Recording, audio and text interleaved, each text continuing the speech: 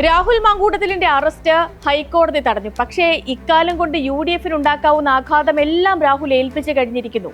ഒരു തിരഞ്ഞെടുപ്പ് അജണ്ട എന്ന നിലയിൽ രാഹുൽ മാങ്കൂട്ടത്തിൽ വിഷയത്തെ സമീപിച്ചാൽ ഒരു കാര്യം വ്യക്തമാകും. കോൺഗ്രസിന് പ്രചാരണത്തിൽ എന്തെങ്കിലും തിരിച്ചടി ഉണ്ടായിട്ടുണ്ട് എങ്കിൽ അതിനു കാരണം ഈ വിഷയം മാത്രമാണ്. മറ്റെല്ലാ വിഷയങ്ങളിലും ജയിച്ചു നിന്ന കോൺഗ്രസ് ഇവിടെ തോറ്റു തൊപ്പിയിട്ടു.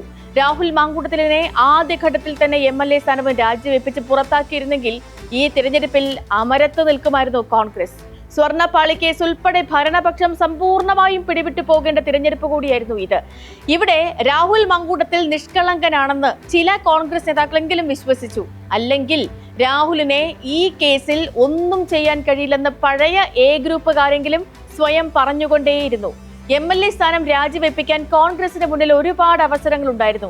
നിയമസഭാ സമ്മേളനത്തിൽ രാഹുൽ മാങ്കൂട്ടത്തിൽ ഹാജരായ സമയത്തെങ്കിലും അത് ചെയ്യേണ്ടതായിരുന്നു. ഇതൊന്നുമല്ലെങ്കിൽ ഇത്തവണ ഒളിവിൽ പോയ 10 ദിവസമാണ് ഏറ്റവും മാരകമായത്. അതിജീവിത മുഖ്യമന്ത്രിക്ക് പരാതി നൽകിയ നിമിഷം രാഹുൽ മാങ്കൂട്ടത്തിൽ അറസ്റ്റിന് വഴങ്ങിയിരുന്നു എങ്കിൽ പോലും ഈ വിഷയം ഇങ്ങനെ കത്തി നിൽക്കുമായിരുന്നില്ല. നേരത്തെ അറസ്റ്റിലായാൽ കോൺഗ്രസിന് പൂർണ്ണമായും കൈയൊഴിയാനും സാധിക്കുമായിരുന്നു. ശബരിമല സ്വർണ്ണക്കൊള്ള ഉൾപ്പെടെ ഉയർത്തി പ്രചാരണത്തിന് സാവകാശവും കിട്ടുമായിരുന്നു. സ്പോട്ട്ലൈറ്റ് ആരംഭിക്കുന്നു. UDF-ന്റെ പ്രചാരണം തകർത്ത രാഹുൽ മാങ്കൂട്ടത്തിൽ. രാഹുൽ മാങ്കൂട്ടത്തിൽ വിഷയം ഉണ്ടായിരുന്നില്ല എങ്കിൽ ശബരിമല സ്വർണ്ണപ്പാളി കേസ് ആകുമായിരുന്നില്ലേ മുഖ്യ തിരഞ്ഞെടുപ്പ് വിഷയം? UDF അങ്ങനെയാണ് കണക്കാക്കിയത്. വീണു കിട്ടിയ ആ വിഷയം കൊണ്ട് ഈ തിരഞ്ഞെടുപ്പ് കഴിച്ചുകൂട്ടാം എന്നതായിരുന്നു ഏക തന്ത്രവും. ഇതിനപ്പുറത്തൊരു തന്ത്രമോ പ്ലാൻ ബിയോ കോൺഗ്രസ് നേതൃത്വത്തിനുണ്ടായിരുന്നില്ല. ഒരു വശത്ത് കൂടി മാത്രം ഈ വിഷയം പറഞ്ഞ് പ്രതിപക്ഷ നേതാവ് VD സതീശൻ മാധ്യമങ്ങളെ കണ്ടുകൊണ്ടിരുന്നു. മറുവശത്ത് കൂടി അതിന് അരമണിക്കൂറിന് ശേഷം രമേശ് ചെന്നിത്തലയും മാധ്യമങ്ങളെ കണ്ടു. KPCC അധ്യക്ഷൻ സണ്ണി ജോസഫും ഈ വിഷയം മാത്രം ഉന്നയിച്ച് വാർത്താ സമ്മേളനങ്ങൾ നടത്തി. അങ്ങനെ കോൺഗ്രസ് ആഗ്രഹിച്ചതുപോലെ കടകംപള്ളി സുരേന്ദ്രനിലേക്കെങ്കിലും ഈ അന്വേഷണം വരാതെ ഈ കേസിനെ രാഷ്ട്രീയമായി മുതലെടുക്കാൻ കഴിയുമായിരുന്നില്ല. കടകംപള്ളിയിലേക്ക് അന്വേഷണം പോകാത്തതിന് കാരണം സർക്കാരിന്റെ ഇടപെടലാണെന്നത് ഒരു മുട്ടാപ്പോക്ക് ആരോപണം മാത്രമാണ്. കാരണം ഇത് ഹൈക്കോടതിയുടെ മേൽനോട്ടത്തിൽ നടക്കുന്ന ഒരു അന്വേഷണമാണ്. അത് എവിടെയെങ്കിലും അട്ടിമറിക്കപ്പെട്ടാൽ ഹൈക്കോടതിയിൽ നിന്നും വലിയ പരാമർശങ്ങൾ ഉണ്ടാകും. പോരാത്തതിന് ഹൈക്കോടതി തന്നെ കണ്ടെത്തിയ ഒരു വിഷയവുമാണ്. അപ്പോൾ ഇവിടെ ഈ കേസ് ഇനി പോകേണ്ടത് സ്വാഭാവികമായും തന്ത്രിയുടെ നേർക്കാണ്. പത്മകുമാർ നൽകിയ മൊഴിയും അങ്ങനെയാണ്. തന്ത്രിയാണ് ഉണ്ണികൃഷ്ണൻ പോറ്റിയെ അവതരിപ്പിച്ചതും പരിചയപ്പെടുത്തിയതും എന്നാണ് ആ മൊഴി. മന്ത്രിയായിരിക്കുന്ന കടകംപള്ളി സുരേന്ദ്രന് ഈ വിഷയത്തിലുള്ള റോള് അത് കഴിഞ്ഞു മാത്രമേ വരികയുള്ളൂ. പത്മകുമാറിനെയോ വാസുവിനെയോ ഒഴിവാക്കുന്ന നിലയിലല്ല കേസ് പോകുന്നതും. രണ്ടാമത്തെ കേസിലും പത്മകുമാറിനെ പ്രതിയാക്കി കഴിഞ്ഞിട്ടുണ്ട്. അപ്പോൾ ഇതോടെ പത്മകുമാറിനെ ശരിക്കും കുരുക്കു മുറുകുകയാണ് ചെയ്തത്.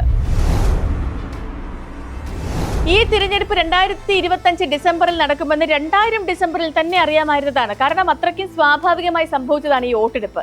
ഇതിനു വേണ്ടി ഒരു തന്ത്രവും അജണ്ടയും നയവും ഇല്ലാതെയാണ് കോൺഗ്രസ് കളത്തിലേക്ക് ഇറങ്ങിയത്. സർക്കാർ സംഘടിപ്പിച്ച അയ്യപ്പ സംഗമത്തിൽ നിന്നും വീണു കിട്ടിയതാണ് ഈ ശബരിമലയിലെ സ്വർണ്ണപ്പാളി വിഷയം. അന്ന് സർക്കാരിനെ പ്രതിസന്ധിയിലാക്കാൻ ഉണ്ണികൃഷ്ണൻ പോറ്റി നടത്തിയ വെളിപ്പെടുത്തലാണ് ഈ കേസിനെ ഈ പരുവത്തിലേക്ക് എത്തിച്ചത്. അതല്ലെങ്കിൽ ആ ഘട്ടത്തിൽ ഒന്നും കണ്ടുപിടിക്കാതെ പോകുമായിരുന്നതാണ് ഈ വിഷയം. ഈ ദ്വാരപാലക ശില്പങ്ങൾക്ക് പീഠമുണ്ടാക്കി നൽകിയതും അവ കാണാനില്ലെന്നും ഉണ്ണികൃഷ്ണൻ പോറ്റി പറഞ്ഞത് സർക്കാരിനെതിരായ വലിയ വിമർശനമാക്കി പ്രതിപക്ഷം ഏറ്റെടുത്തു. ആ കേസിൽ ഉണ്ണികൃഷ്ണൻ പോറ്റി തന്നെ കുടുങ്ങി. അതിലും വലിയ കേസാണ് പിന്നീട് ഉണ്ടായത്.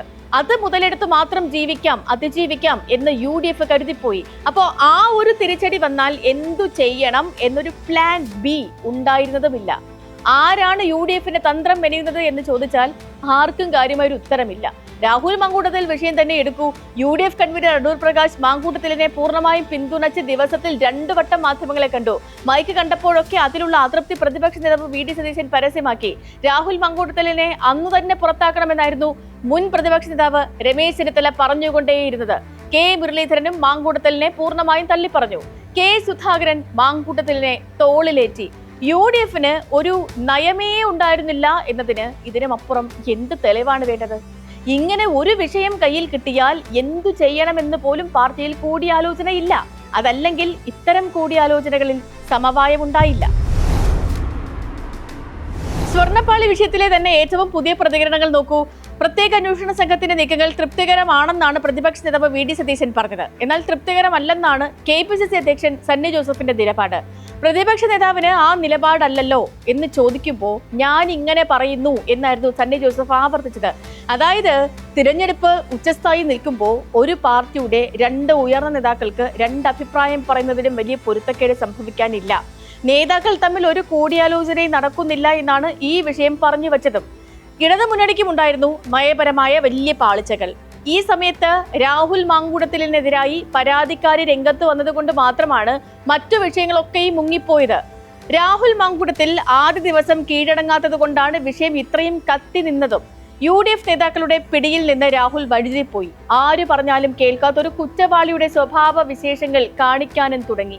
അപ്പോൾ ഇത്രയും ഗുരുതരമായ കേസിൽ ജാമ്യം പ്രതീക്ഷിച്ചു നടത്തിയ നീക്കം തന്നെയായിരുന്നു ഏറ്റവും വലിയ അബദ്ധം. പ്രതിപക്ഷ നേതാവും മുൻ പ്രതിപക്ഷ നേതാവും എത്ര ആവർത്തി പറഞ്ഞതാണ് മാങ്കൂട്ടത്തിലിനെ ഇനിയും ചുമക്കരുത് എന്ന്.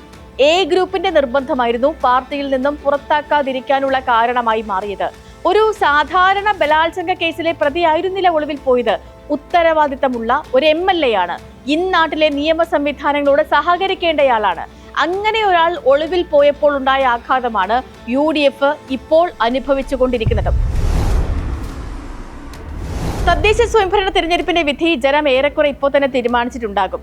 ഇനിയുള്ള 2 ദിവസം കൊണ്ട് തെക്കൻ കേരളത്തിലും 4 ദിവസം കൊണ്ട് വടക്കൻ കേരളത്തിലും വലിയ മാറ്റമൊന്നും ഉണ്ടാകാനും പോകുന്നില്ല. അതല്ലെങ്കിൽ ഇതിലും വലിയ ഏതെങ്കിലും ഒരു വിഷയം വീണ് കിട്ടണം. രാഹുൽ മാങ്കൂട്ടത്തിലിനെ പിടിക്കാൻ കഴിയാതിരുന്നത് പോലീസിന്റെ വീഴ്ചയാണ് എന്ന് ആരോപിക്കാമെന്നേയുള്ളൂ. UDFന്റെ ഒരു MLA ആണ് പിടിക്കാൻ കഴിയാത്തതെന്ന കാര്യവും ഓർക്കണം. ശബരിമല സ്വർണ്ണപ്പാളി വിഷയം വന്നപ്പോ N വാസുവോ അതല്ലെങ്കിൽ A പത്മകുമാറോ ഒക്കെയാണ് ഇങ്ങനെ ഒളിവിൽ പോകുന്നത് എന്നൊന്ന് ആലോചിച്ച് നോക്കൂ.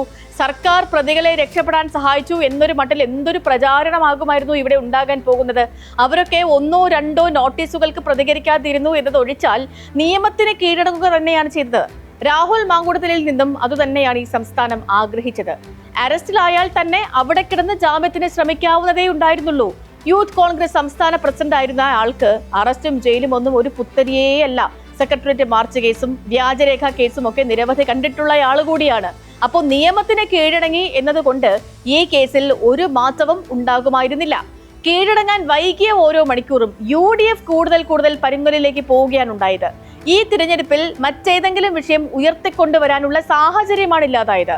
അമ്പലക്കള്ളന്മാർ കടക്കുപുറത്ത് എന്ന് എല്ലാ നേതാക്കളും സോഷ്യൽ മീഡിയയിൽ കവർ പേജ് ആക്കിയതുകൊണ്ട് ഈ വിഷയം അമ്പലക്കൊള്ളയാകുന്നില്ല. അത് ജനങ്ങളിലേക്ക് എത്താനുള്ള മാർഗങ്ങൾ സ്വീകരിക്കണമായിരുന്നു. ഹൈക്കോടതി ഇപ്പോൾ ഏതാനും ദിവസത്തേക്ക് അറസ്റ്റ് തടഞ്ഞു എന്ന കാര്യം നേരാണ്. എന്നാൽ രാഹുൽ മാങ്കൂട്ടത്തിൽ എന്ന വ്യക്തി തന്നിഷ്ടം കൊണ്ട് അട്ടിമറിച്ച പ്രചാരണം എന്നാകും ഈ തിരഞ്ഞെടുപ്പിനെ ചരിത്രത്തിൽ രേഖപ്പെടുത്തുക. അതിന്റെ ഇരയാണ് UDF.